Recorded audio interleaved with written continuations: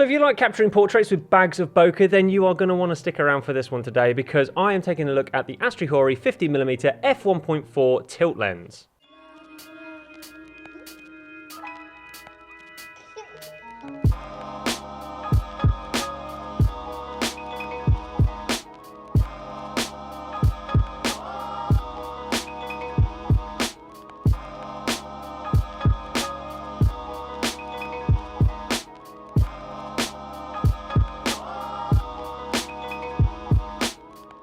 Now, usually tilt lenses are, well, expensive, and I mean really expensive, like sell your grandmother just to afford one kind of expensive. However, Chinese manufacturers Astrhori have developed this very affordable 50mm f1.4 option that's capable of creating the tilt lens effect, but for a much lower price. And I mean much lower price, like take your grandmother out for an expensive seafood dinner with all the cash you've saved by buying this lens lower price. Yay!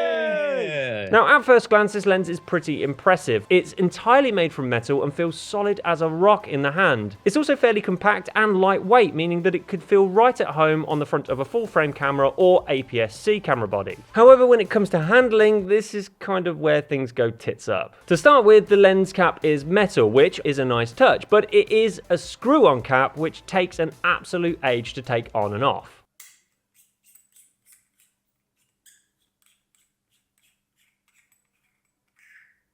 Now, in order to tilt the lens, you first have to unscrew the collar next to the lens mount. Now, not only is this fiddly to do whilst it's mounted to your camera, but once it's loosened, the lens flops around like a massive flaccid, yeah, one of those. Not to mention that tightening it back up again and also keeping the lens in the position you want it to be in is even more tricky to do and does take some getting used to. Though to help you reset it back to the neutral position, it does at least have a dotted line on the ball joint. Unlike more expensive tilt lenses, this lens is completely dumb, meaning that not only does it lack autofocus, but it also doesn't have any connectivity to your camera body, so you won't be able to log the aperture value in your image's EXIF data. However, one plus side to this lens being completely mechanical in nature is that both the manual focus ring and the declicked aperture ring are super smooth and responsive. Now, focus breathing is a thing with this lens, so if you're planning on using it for video and this type of thing really bugs you, then it's probably not ideal. However, thanks to the maximum aperture of f1.4, it does create nice big balls too, which is kind of fitting considering the phallic appearance of this thing. Though these balls do very quickly shift into cat's eye shapes towards the edges of the frame and include prominent haloing. The bokeh though is super thick, and that's thick with two C's. Damn, boy,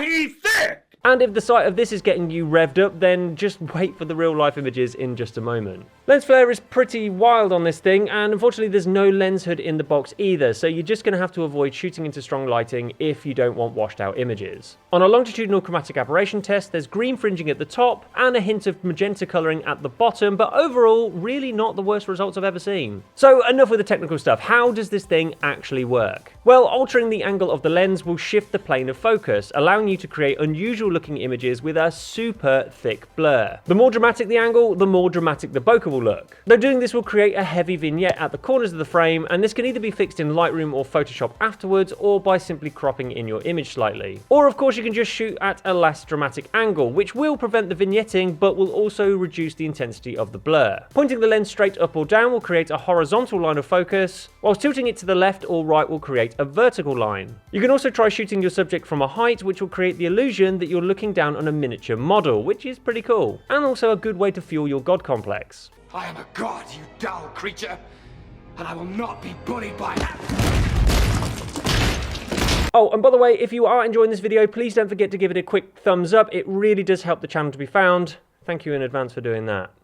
Now, I'm not going to lie, this thing is pretty tricky to focus with, especially when shooting wide open at f1.4 and tilted at an extreme angle. But if the results at f1.4 are just too much for you, then I did find that stopping the aperture down to around about f4 or smaller will give you plenty of bokeh in your background whilst expanding the area of sharp focus wide enough to get a decent amount of your subject sharp and in focus. Now, obviously you don't have to use this lens as a tilt lens all of the time. It will happily function as a regular 50mm f1.4 lens too, just by setting the tilt to the forward facing position. position. And as you can see, shooting in this neutral position, the lens suffers from a touch of barrel distortion at the edges of the frame, and at the center it offers okay sharpness when shooting wide open at f1.4 despite some colored fringing. At the corners of the image, it does get much softer though. Now, although you can't focus super close up with this lens, it does at least maintain the same level of sharpness at the lens's minimum focusing distance. So overall, what do I think about this lens? Well, despite its questionable ergonomics and aesthetics, I think that part of the charm of this lens is that it is super imperfect. It is still a very well-built lens and a very affordable creative tool that I would happily slip into my camera bag now and again if I was in the mood for being creative. Now, if this video hasn't satisfied your weird craving for tilt-shift lenses, then be sure to check out this review here as well. It's another weird Astrhori lens that I reviewed recently. This one, in my opinion, is way better. Definitely worth a look.